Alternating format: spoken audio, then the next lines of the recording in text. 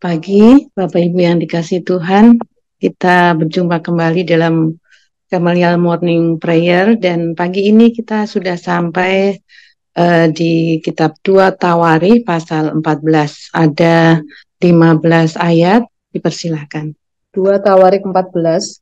Kemudian Abia mendapat perhentian bersama-sama dengan nenek moyangnya, dan ia dikuburkan di kota Daud. Maka Asa anaknya menjadi raja menggantikan dia. Pada zaman pemerintahannya, negeri itu aman selama 10 tahun. Asa melakukan apa yang baik dan yang benar di mata Tuhan Allahnya. Ia menjauhkan mezbah-mezbah asing dan bukit-bukit pengorbanan, memecahkan tugu-tugu berhala, dan menghancurkan tiang-tiang berhala. Ia memerintahkan orang Yehuda supaya mereka mencari Tuhan Allah nenek moyang mereka dan mematuhi hukum dan perintah. Ia menjauhkan bukit-bukit pengorbanan dan pedupaan-pedupaan dari segala kota di Yehuda, dan kerajaan pun aman di bawah pemerintahannya. Karena negeri itu aman dan tidak ada yang memeranginya di tahun-tahun itu, ia dapat membangun kota-kota benteng di Yehuda. Tuhan telah mengaruniakan keamanan kepadanya. Katanya kepada orang Yehuda, marilah kita memperkuat kota-kota ini dan mengelilinginya dengan tembok beserta menara-menaranya, pintu-pintunya dan palang-palangnya. Negeri ini masih dalam tangan kita, karena kita mencari Tuhan Allah kita, dan Ia mencari kita serta mengaruniakan keamanan kepada kita di segala penjuru.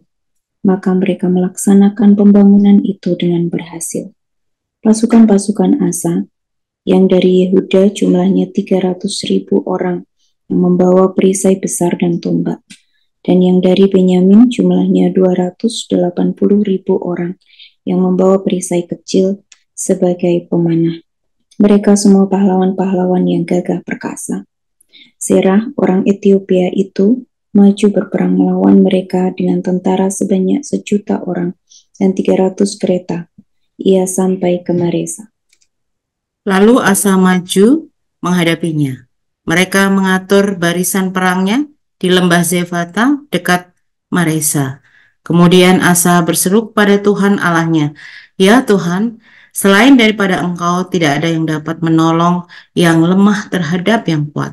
Tolonglah kami ya Tuhan, Allah kami, karena kepadamulah kami bersandar, dan dengan namamu kami maju melawan pasukan yang besar jumlahnya ini. Ya Tuhan, Engkau Allah kami, jangan biarkan seorang manusia mempunyai kekuatan untuk melawan Engkau." Dan Tuhan memukul kalah orang-orang Ethiopia itu di hadapan Asa dan Yehuda. Orang-orang Ethiopia itu lari. Lalu dikejar oleh Asa dan laskarnya sampai ke Gerar. Dari orang-orang Ethiopia itu amat banyak yang tewas, sehingga tidak ada yang tinggal hidup, karena mereka hancur di hadapan Tuhan dan tentaranya. Orang-orang Yehuda memperoleh jarahan yang sangat besar. Mereka mengalahkan semua kota di sekeliling Gerar, karena ketakutan yang dari Tuhan menimpa penduduknya. Mereka menjarahi semua kota itu karena jarahan yang besar terdapat di situ. Tenda-tenda pemilik ternak pun direbut mereka, dan banyak kambing domba dan unta diangkutnya sebagai jarahan. Lalu mereka kembali ke Yerusalem. Amin. Terima kasih untuk saudaraku yang sudah membacakannya. Kalau kita lihat dari ayat 1, lanjutan dari pasal 13 kemarin tentang Raja Abia ya, yang mendapatkan perhentian bersama dengan nenek moyangnya atau meninggal dunia, dan kemudian di ayat 1 dijelaskan bahwa Asa anaknya menjadi raja menggantikan dia. Asa memerintah di Yehuda selama 41 tahun. Di 1 Raja 15 ayat 10 dijelaskan, dan di ayat 1 ini dikatakan bahwa selama 10 tahun negeri itu aman gitu ya. Selama 10 tahun negeri itu aman. Nah, kita mau lihat lebih dalam lagi di ayat 2 sampai 7, kita melihat beberapa tindakan Asa ya. Di ayat 2 dikatakan oleh penulis kitab Tawarikh yaitu Ezra bahwa Asa melakukan apa yang baik dan yang benar di mata Tuhan Allahnya. Bahkan kalau dalam 1 Raja-Raja ditambahkan bahwa dia melakukan seperti bapa leluhurnya Daud, melakukan apa yang benar. Kenapa dibedakan melakukan yang baik dan yang benar di mata Tuhan ya? Mungkin ada ada beberapa tindakan yang mungkin menurut manusia baik gitu ya di mata manusia, tapi belum tentu benar di mata Tuhan. Tetapi Asa melakukan dua-duanya, melakukan apa yang baik, tapi hal yang baik itu juga hal yang benar di mata Tuhan. Di ayat 3 dijelaskan apa yang dilakukan Asa. Yang pertama bahwa dia menjauhkan mezbah asing dan bukit-bukit pengorbanan. Dia juga memecahkan tugu-tugu berhala dan juga menghancurkan tiang-tiang berhala. Nanti di pasal 15 dijelaskan juga bahwa dia memecat neneknya yang bernama Maaka dari jabatan ibu suri, karena neneknya itu justru mempunyai tiang berhala yang bernama Asyera. Dan Asa dengan berani dia melakukan menjauhkan semuanya itu, tugu-tugu berhala dihancurkan, bukit-bukit pengorbanan dijauhkan. Dan yang kedua, dia juga di ayat 4 dikatakan, ia memerintahkan orang Yehuda supaya mereka mencari Tuhan, Allah nenek moyang mereka, dan mematuhi hukum dan perintah. Ini hal yang kedua yang dilakukannya. Dia memerintahkan orang Yehuda kepada rakyatnya, supaya mereka mencari Tuhan dan mematuhi hukum dan perintah Tuhan. Dan kemudian di ayat selanjutnya dikatakan bahwa dia menjauhkan bukit-bukit pengorbanan dan juga pedupaan-pedupaan dari segala kota di Yehuda. Jadi tindakannya ini sangat masif, sangat menyeluruh. Tidak hanya di kota Yerusalem, tapi di semua kota di Yehuda. Dia melakukan semuanya dengan sungguh-sungguh. Dan apa dampak dari tindakan Asa ini? Dikatakan bahwa Tuhan mengaruniakan keamanan di segala penjuru.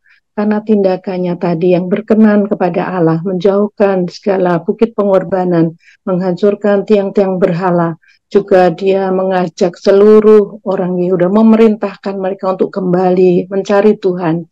Dan Tuhan berkenan atas apa yang dilakukan oleh Asa. Dan dia mengaruniakan keamanan di segala penjuru.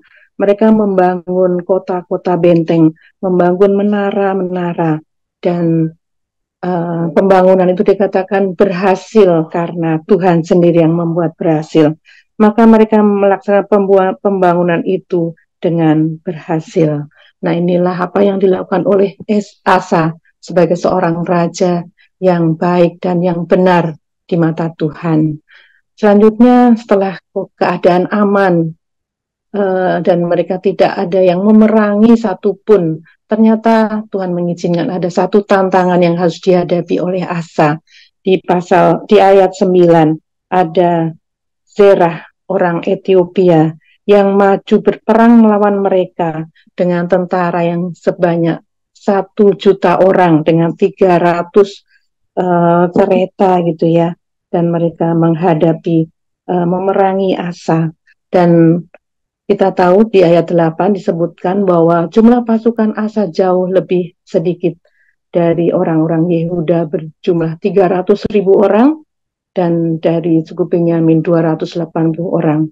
Satu kekuatan yang tidak sebanding ya, 1.000.000 dibanding 580.000 orang, hanya kurang lebih separuhnya saja. Sebagai seorang manusia tentunya timbul kegentaran, ketakutan di hati Asa. Setelah dia mengalami keadaan yang aman, tentram, tidak ada yang memerangi, tiba-tiba dia harus menghadapi musuh yang begitu kuat. Apa yang dilakukan oleh Asa? Di ayat 10-15 kita melihat dia berseru kepada Tuhan, dia memohon pertolongan Tuhan.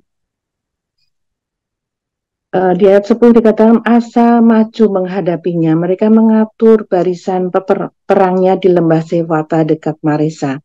Kemudian Asa berseru kepada Tuhan Allahnya, ya Tuhan, selain daripada Engkau, tidak ada yang dapat menolong yang lemah terhadap yang kuat.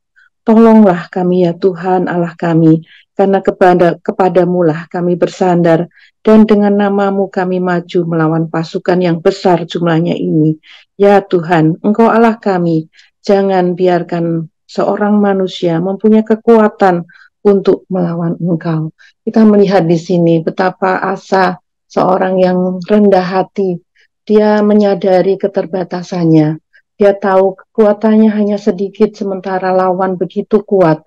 Dan hal yang dilakukan adalah bahwa dia memohon pertolongan Tuhan. Dia mengandalkan kekuatan Tuhan karena tidak mungkin dia melawan musuh yang begitu besar.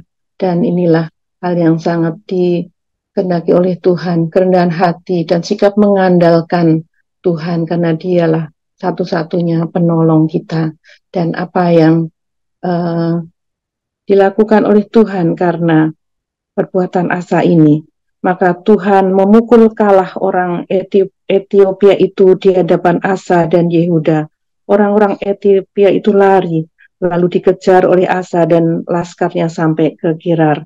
Dan orang-orang Ethiopia itu amat banyak yang tewas, sehingga tidak ada yang tinggal hidup, karena mereka hancur di hadapan Tuhan dan tentaranya. Inilah hasil yang didapat oleh Asa. Pertolongan Tuhan dinyatakan dengan luar biasa karena seruan Asa, karena penyerahan diri Asa kepada Tuhan dan sikap mengandalkan diri kepada Tuhan. Tuhan menyatakan pertolongannya hanya dengan 580.000 pasukan, dia bisa menghancurkan 1 juta pasukan musuh.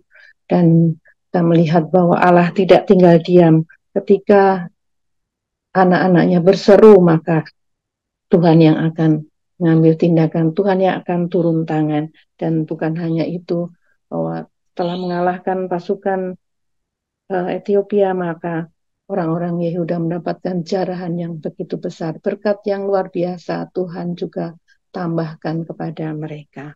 Nah, apakah amanat teks yang bisa kita pelajari dari 2 Tawarikh 14 ini, bahwa Allah berkenan kepada pemimpin yang hidup benar dan juga yang membawa orang yang dipimpinnya untuk hidup takut akan Tuhan. Tuhan berkenan pada pemimpin yang senantiasa merendahkan hatinya dan juga mengandalkan Tuhan. Dan Allah memberkati pemimpin yang hidup benar di hadapan Tuhan dengan memberikan keamanan dan juga kemenangan. Aplikasinya bagi kita adalah, apakah saya dan saudara sudah menjadi pemimpin yang hidup benar dan juga membawa orang yang kita pimpin untuk hidup di dalam kebenaran? Dan apakah saya dan saudara sudah mengalami kemenangan demi kemenangan atas setiap tantangan yang kita hadapi? Kiranya firman Tuhan pagi ini boleh menjadi berkat bagi kita semua. Tuhan Yesus memberkati. Terima kasih Mbak Lili untuk renungan kebenaran firman yang terus menjadi berkat bagi kita semua. Kita mau memujikan berilah pada Tuhan kemuliaan namanya sebagai respon dari kebenaran firman Tuhan.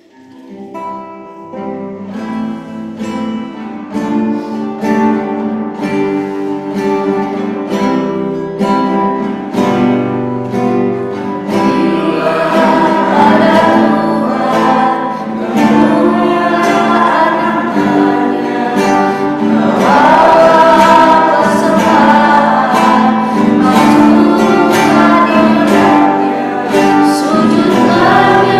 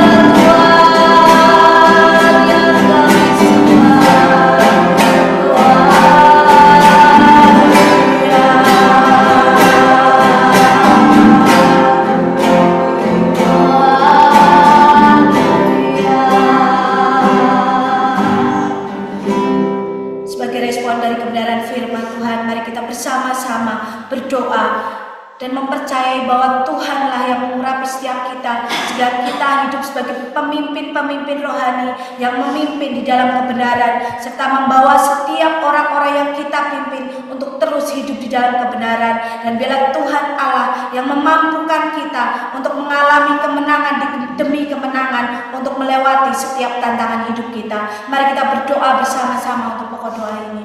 Bapa, di dalam nama Tuhan kami Yesus Kristus, kami bersyukur dan kami berterima kasih untuk kebenaran firman-Mu pagi hari ini Tuhan. Kiranya Engkau Tuhan Allah yang terus melawat kami, kiranya Engkau Tuhan Allah yang terus mengurapi setiap kami Tuhan, sehingga kami sebagai umat-Mu Tuhan, sebagai anak-anak-Mu Tuhan, sebagai pemimpin-pemimpin rohani Tuhan, kami boleh memimpin dengan kebenaran dan membawa setiap orang-orang yang boleh kami pimpin untuk terus senantiasa mereka hidup dalam kebenaran, terus senantiasa hidup dalam ketaatan terhadap firman-Mu Tuhan. Dan Engkau Allah Tuhan Yesus yang memampukan kami Tuhan senantiasa untuk kami boleh mengalami kemenangan demi kemenangan di dalam melewati setiap tantangan hidup kami Tuhan. Terima kasih Bapa, kami menyerahkan doa kami ini sepenuhnya dalam tangan kuasa-Mu Tuhan. Terima kasih Yesus.